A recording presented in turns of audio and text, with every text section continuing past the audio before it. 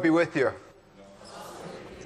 So today's psalm is Psalm 143, and as we look at it, we start moving into and honing in on verse 6. It's a psalm filled with some powerful imagery, some deep imagery. Verse 6 is the cry of a person being honest, being pure, being right. And as you listen, you can start to hear some of the anguish that this person is experiencing. It feels like the person forming these words is in deep hurt. It's in deep pain. And meditating on it, you can begin to feel their isolation that they're feeling. You can sense their feeling of being alone.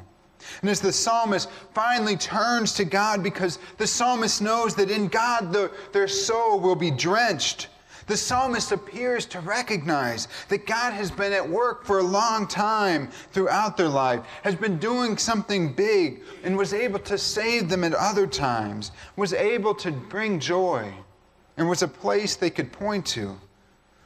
But the writer has ended up in a place where they're not feeling a sense of God anymore. Just listen to it. Psalm 143, verse 6. I stretch out my hand to you. My soul thirsts for you like a parched land. Again, I stretch out my hand to you. My soul thirsts for you like a parched land. That last part really gets to me.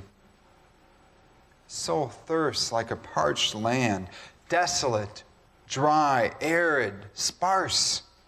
I see deep cracks in the soil, deep cracks that when you look down into them, you can't even see the bottom of those cracks. And when I think about it too, I think about the times when I visited family in Phoenix, Arizona. Now, I have an aunt that lives out that way, and she lives pretty much on the edge of Phoenix. I mean, her house is like 3 houses down from the desert. There's like 3 houses, and then there's just wide open space. So there's nothing around her at all. She's way out there, and so it's great when we go visit her. We take, she's got a couple motorcycles, and we take those motorcycles and just go riding, and there's no one out there to bother us. There's really nothing to run into except a rock here and there. And so it's a good time. But that's what I think about when I think about that dry, arid place. I mean, it's hot there, and it's dry there, and so it's just dusty and dirty, but it's a beautiful place. But it's that dust and that dirt, and it's just dry. It's parched. It's parched land. Now, to get to her house, you get off the interstate where it kind of feels like it ends, and you start driving down some back roads.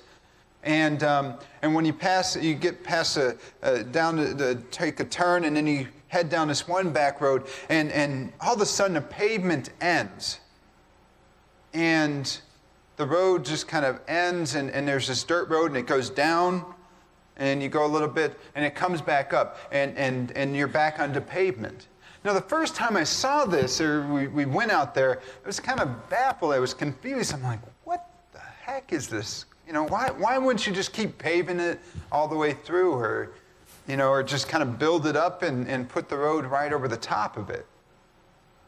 Well, if so like in a desert, remember, it gets so dry there that when it does rain, even just a sprinkling somewhere, it gets so dry that the ground can't even soak up the water. The ground can't even let the water penetrate it because it's so dry, it's so hard.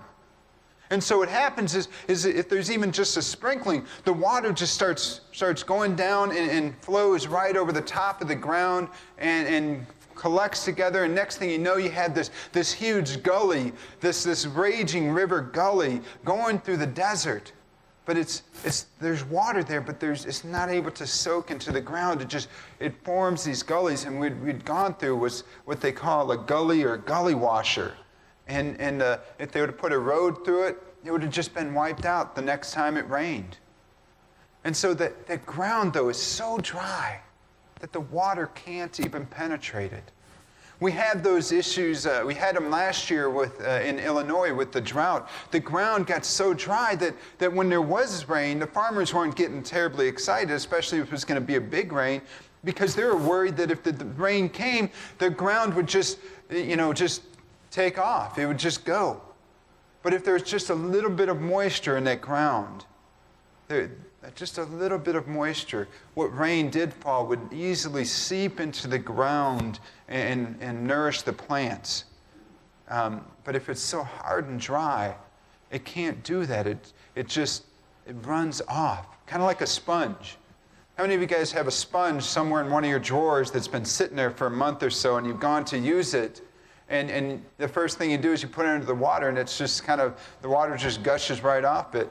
But as soon as a little bit of water gets worked into it, it just soaks in the water until it gets saturated, until no more water can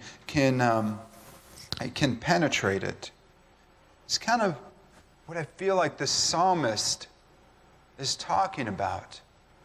He's so dried out that, almost even if reaching out to God won't even help him, because he's so dry, so parched, that though the grace and love of God is all around him, though he might feel like God is not present, though he's stretched out his arms for God, this person is so dry that I'm not certain that God will be able to penetrate their hearts all that quickly.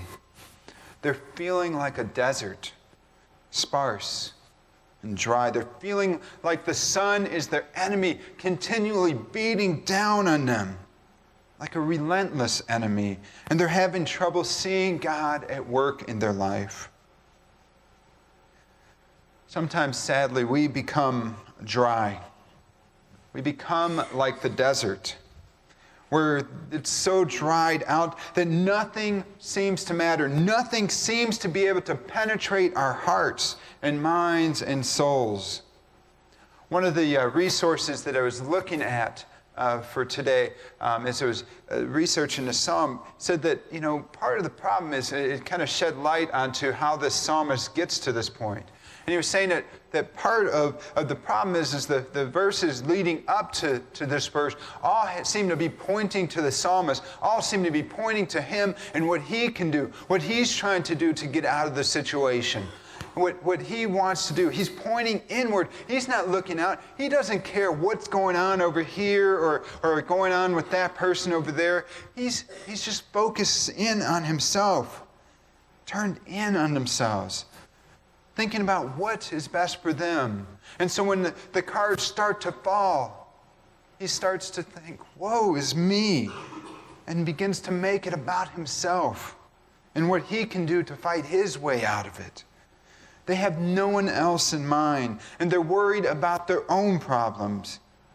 And it's no wonder that they feel alone and dried out. They've never had anyone else around them for a while, at least, to ask for help, and have tried to do what they need to simply on their own. At any other point in their life, they've not allowed anyone else to help them. But trying to do it on their own, trying to do it by themselves without community, has worn them out. It is in their cry out to God that they realize that they have become dried out so badly that their hearts are parched. Their souls have become hardened so much that the rest of the psalm almost feels that even though God is present, when they finally turn to God in prayer, they wouldn't know God was there even if God appeared to them in a vision. It is in this dryness that people all too often cry out to God and ask, where's God? The problem is that if we've been trying to do so much on our own and think that it is about what we are able to accomplish and what does God have to do it, we make this less about what God is able to do through us. And we become less open to receiving God and seeing God at work when we think it's all about our own power, all about our own might. When we might feel that we need to cry out to God the most. When we feel that our efforts are no longer sufficient and we have to humbly go to God with an outstretched arm and say, God, I can't do this on my own. And furthermore, where have you been? I feel alone. I feel scared. I feel dried up, isolated. And you're not doing anything. I feel blinded. Many of our youth here have been to Lutherdale Bible Camp for confirmation camp at least. Now Lutherdale has what's called a high ropes course, and they also have what they call low ropes course. Now the high ropes course, you have to get harnessed up. You get on a belay rope and tied in because you climb up on, nowadays it's, some of you went when the ropes course was in trees, now it's on telephone poles. And so you have to climb up about 30 or 40 feet up into the air, and there's different elements that you do. Now, it seems like it's all about the person who's up in the air doing the work. But in fact, it's about a team of people helping to support this person up there.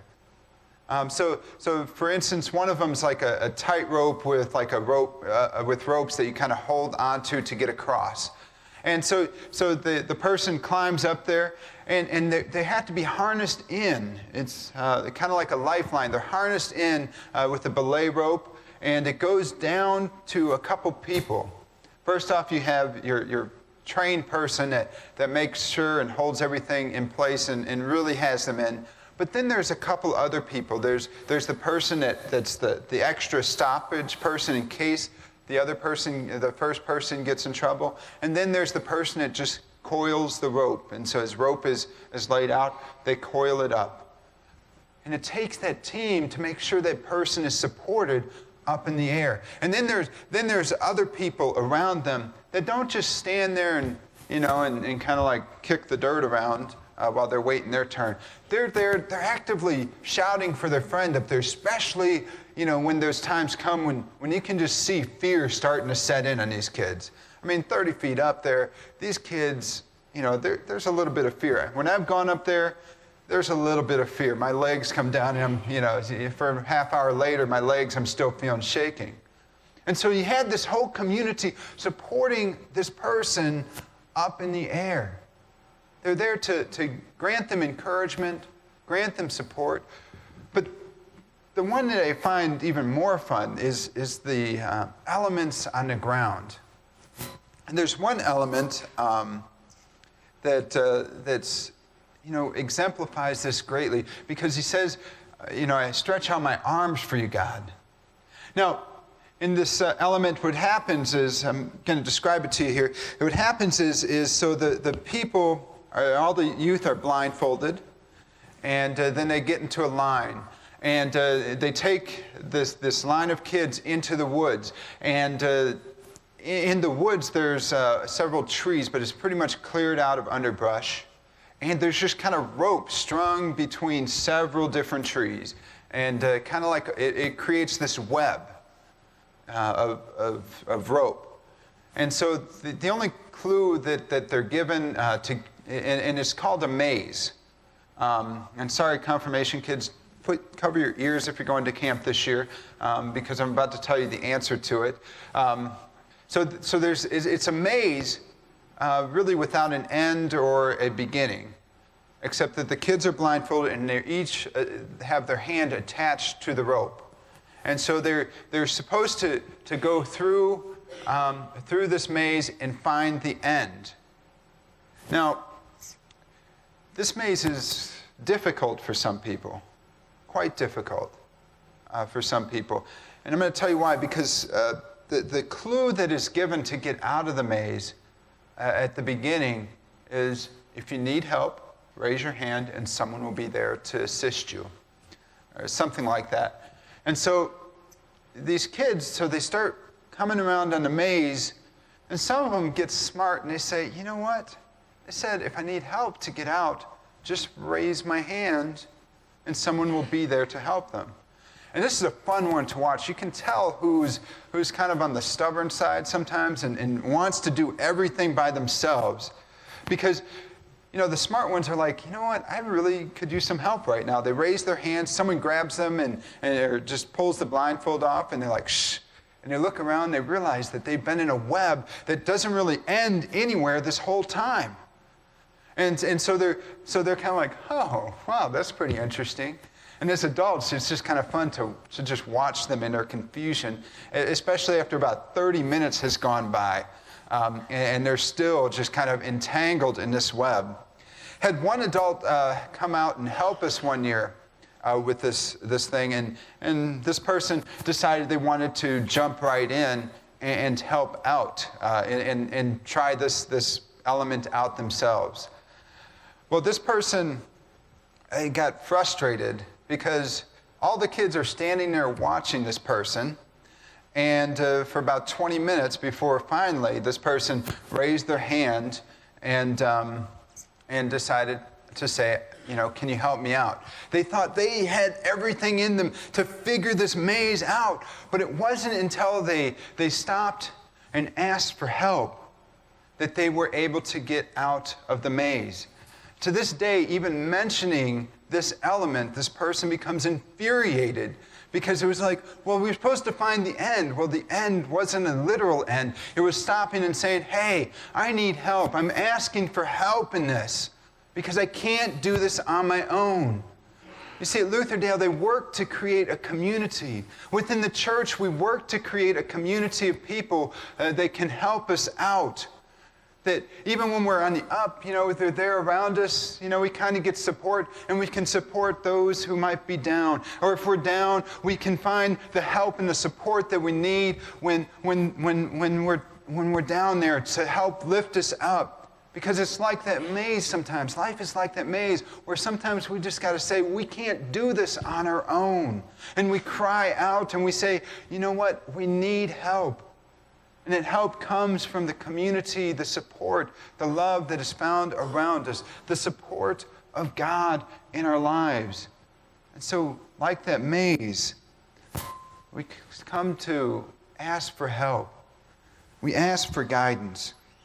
And if we do that daily, we keep our souls nourished enough that when we are down here, we might be able to be a little bit more receptive to what God is doing or what God might be doing in and through us. When I talked to someone about this idea of being parched, they said, it feels like a bucket of water just flowing over me, when I feel parched. I started thinking about it, a bucket of water being poured. I started thinking, to stay away from being parched, it's more like a glass of water. Some days we're a little bit dehydrated, and so we get a bigger glass. Other days we're not so out of it. We've kind of had enough hydration, and so we just take some sips of water.